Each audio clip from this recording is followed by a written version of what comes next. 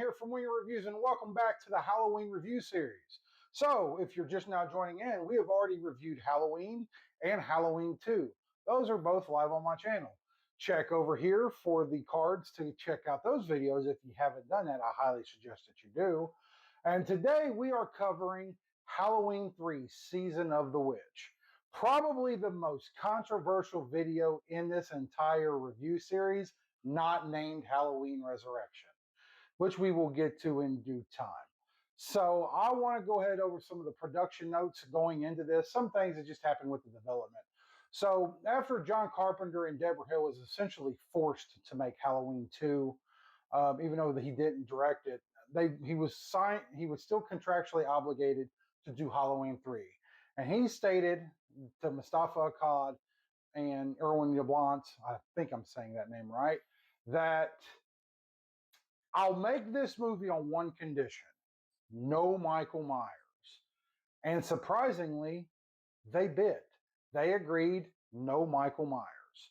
So they shot the movie. It's actually got a long, winding road of development where Nigel, I think his name's Nigel Neal, wrote the original screenplay for this, which was much more David Lynchian type horror. And they messed with it so much that even though John Carpenter and Tommy Lee Wallace, who ended up directing the film, punched it up a little bit, he was so upset that he demanded that his name be taken off writing credits. So Tommy Lee Wallace got the writing credit for this, even though he really didn't do much at all to write the movie. And then they made it pretty quickly. It was released a year after Halloween 2. So that tells you how much they were rushing through this to get to the finish line and get this in the theaters for everybody. Now, before I go into the overview of the story, my history with this movie is I didn't watch this movie for the first time till like 2 years ago. I was like everyone else. I refused to watch or even own this movie, not because of what it was, but because of what it wasn't. For me, it was no Michael Myers. Why should I care? Why should I even care? And about 2-3 years ago, I watched another YouTuber that I watched. His name is Ian Shearer, and he goes by 616 Entertainment. He did a History of Halloween retrospective series, which is like a 5.5-hour documentary covering every Halloween movie. It's similar to what I'm doing today, but he did it long form. And he went over this movie in great detail. And I was just like, man, that actually sounds pretty good. And I bought it off Amazon, got it for like $5 on Blu-ray, got it home, popped it in. And I'm here to tell you, I like this movie. So yeah, I know that's probably going to upset some of the Halloween hardcores, but I enjoy this movie. It's not the greatest thing ever by any means, but I think it's a decent movie. It's the exact premise of this, if you haven't seen it, is witchcraft in the computer age. So the film opens with this guy running from an unknown force with a mask in his hand, and he comes upon a gas station, and the gas attendant there, runs into him, and he's pretty much like, they're going to kill us all. And then he faints, and he gets taken to a hospital where our main protagonist, Don Chalice, is working, and pretty much he's in hysterics. They calm him down, they get him in his room, and then this guy in a suit comes in, literally grabs him and rips his skull in half while he's laying in the bed. Rips his skull in half underneath the skin. The sound effects are great. And then the guy's daughter shows up. Don Chalice and her team up to travel to this fictional town, I believe it's fictional, called Santa Mira. And it's home of the Silver Shamrock Company. And pretty much they do an investigation into the company, and they just notice that all these weird guys are around there dressed like the guy that killed the father. Oh, and by the way, the guy that killed the father, he got in the car, doused himself in gasoline, blew himself up. So that's that. And then they search around. This one lady gets killed because she's messing around with the little thing that's on the masks, and it fires a laser into her mouth and pretty much turns her mouth into where a bunch of bugs and everything comes out of it. And they pretty much say, "Oh, it's a misfire." Misfire? What kind of misfire? And what this company's wanting to do is they're sending out all these masks. It's the Halloween 3. It's a witch mask, a skeleton, and a pumpkin. And they're getting ready to do this big grand giveaway, which will have all the kids wear their masks, watch it, and then the winner is announced. Now, in my reviewer brain, there's a couple things wrong with that. One, how the heck do they know who to contact if somebody wins? Well, that's simple. That's because Connell Cochran, the villain of this movie, plans on liquefying every kid's head that wears it because he thinks kids have ruined the festival of Samhain. Notice I said Samhain and not Sam Hain, like Donald Pleasance said in the Halloween 2. Um, he feels that they're taking advantage of the festival of Samhain, and he's some big immortal warlock from like the Dark Ages, and his goal is to kill every kid on Earth. Essentially, it's a very complex plan, and he goes about doing this by stealing a big piece of Stonehenge, like a 2-ton rock, bringing it there, and they chisel pieces of it off, and they put the little pieces in with these computer chips, and it's what causes everything to happen. Really, when I say it's a complex, like really complex plan, I mean that. And it's almost movie breaking with how just illogical this plan is, which we'll get into that later. But essentially, the daughter, Ellie Greenbridge, and Don Chalice, they're trying to investigate to find out what's going on. And really, Don Chalice is there because, well, he really likes Ellie Greenbridge, like a lot. Like a lot. And to the point where woman's dying next door, Grimbridge and Chalice getting it on. Stop for a split second. She'll be okay. Gets it back on. And then later is when they find out what happens. Funny, just funny. Funny stuff. So essentially, they get captured after doing a tour. They do a tour, discover some things that are weird, along with this other family that's there that's like Silver Shamrock's top seller. And then they capture first they capture Ellie Grimbridge. Then Don Chalice goes looking for Ellie and gets captured himself. So eventually he frees her after they put him on the mask on him, trying to kill him with it when the jingle goes off. But it doesn't. But he gets out of it in time. Finds an old woman and discovered that all these people are robots, like really old robots. And like there was one old lady that's sitting there doing a knit thing, and he accidentally rips her head off, and it's like one of the original ones made back in the 19th or the 1700s. And eventually he finds Ellie, gets her, frees her, goes into the main control room under the warehouse. And as all these people, well, not people, the robots, are working on their computers trying to get everything right and set everything off, he throws a bunch of the pendants with the Stonehenge pieces in it and down, and it kills all the robots and forms a circle around all the robots that are already dead.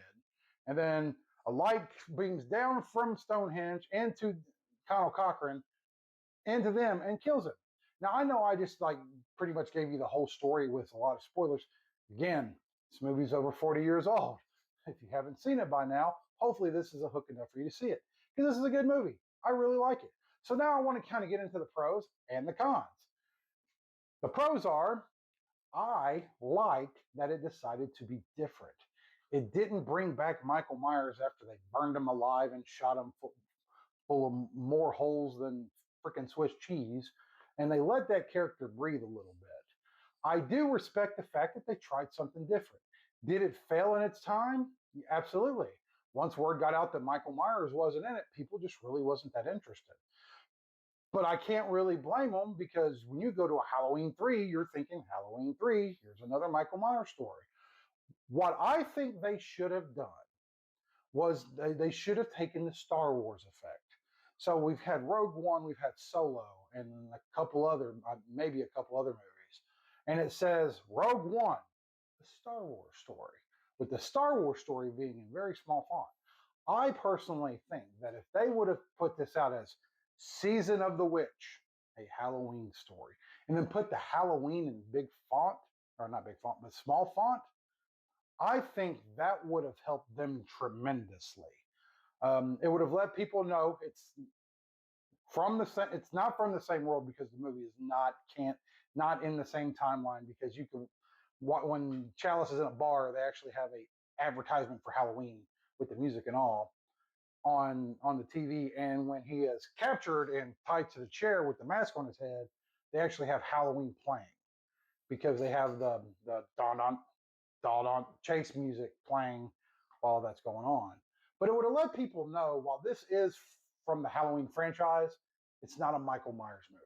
I think if they would have done that, that would have probably, I ain't gonna say it would have been a hit or a classic or anything like that, but I think it would be, even though it's starting to find its audience today and is starting to actually become more popular amongst some Halloween fans, as some of the Halloween sequels, um, I think it would have been a lot better for them, and they would have made a little bit more money.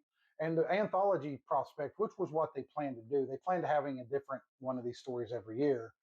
I think that might have taken off if they would have, and they could have even still brought back Michael Myers, and here's Halloween 3, the return of Michael Myers, instead of Halloween 4, the return of Michael Myers. But I mean, you win some, you lose some, and I'm going to steal a line from another creator that I've seen, but it fits. I respect somebody for taking a chance and striking out than I do somebody playing it safe just to cash in, which Halloween does a lot in the future. So my other pro is going to be the atmosphere. The atmosphere in the town was just creepy as all get out, with all these people just standing there with their glasses on, and it's like and you don't even know if the whole town are robots, because when they drive into town, it's just everybody, if they're looking down, they're just like watching, watching, watching, and then when they get out of view, back to what they were doing. They never tell you if it's the entire town, and it's creepy as all can be, and I'm here for it. The kills is another pro. All the kills are very memorable. There's not a lot of them, but the ones you get, I mean, you have the guy in the bed, you have the homeless guy who gets his head ripped off, you have the misfire, and then you have the Comfort family that gets attacked after the son's head melts. Um, they all pack a punch, and Conal Cochran is just a great slimy villain. You don't really get it at first, because he does come off as like this old man, where you don't even know if he's actually the villain until a little bit later, when you see his demeanor start to change when he's asked certain questions by them. And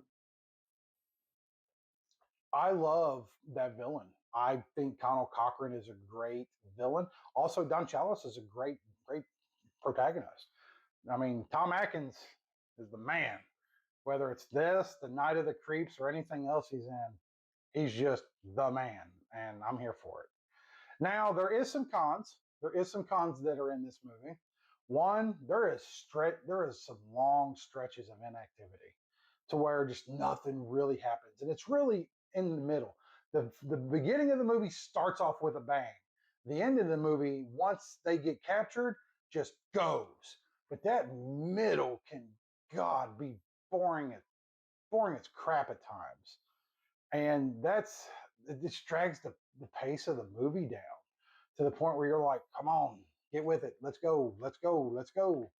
And there's also another con is there's some illogical things that happen. Mainly the Stonehenge thing. It's, how did they get this big 2-ton rock from wherever it's at over in Europe? I honestly don't know where the real Stonehenge is at, so somebody can correct me in the comments, and that's fine. But how do they get it from over there to over here? Granted, Conal Cochran does make kind of an offhand remark, getting it over here was a chore or something like that.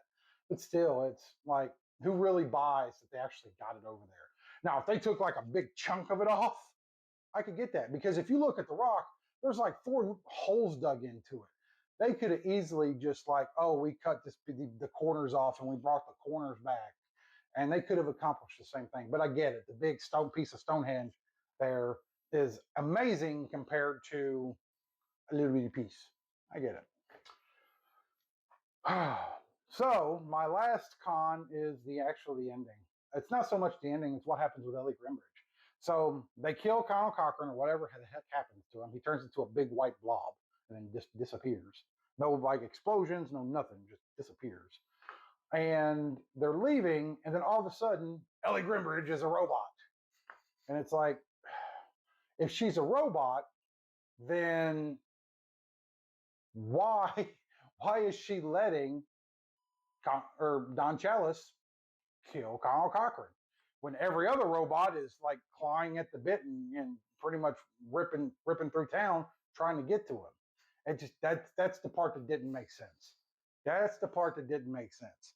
What I would have done if I had the book and I was writing the script is I would have had, right as he's getting ready to throw the things out into the wherever, she tried to stop him, and then the real Ellie Grimbridge, boom, takes care of her and puts her out of commission or whatever. I thought that would have been a little bit more logical ending. Now the ending, now this could be a pro, but I'm gonna go ahead and say it here just because it crossed my mind. The part where Don Chalice gets to the exact same gas station that the original guy went to and gets on the phone and calls the um, the, the the cable company to get them to pull the ad, that was really intense, really good.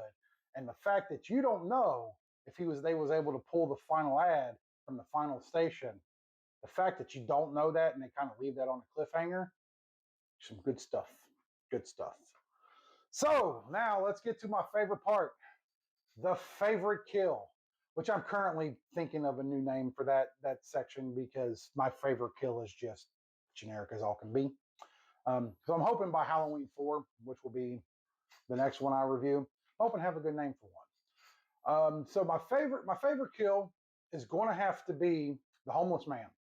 The homeless man is running through, or not running through. He just got done talking to Don Chalice, pretty much talking about how the plan had done killed off the town, yada yada yada. He got fired, or he couldn't get a job there, and he's drunk and he's just ranting and raving. Well, Chalice leaves, and 2 of the robots show up, and one grabs him from behind, sits him down on his knees, while the other one is behind him, grabs him by his head, and literally just pulls his head right off.